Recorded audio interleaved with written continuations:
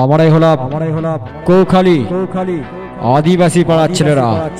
আমরা পজিশন বেরোবার জন্য রাস্তায় ফুল সেটআপ নিয়ে দাঁড়িয়ে আছি। পারলে আমাদের সামনে চলে আয়, দেখি তোদের কতটা দম।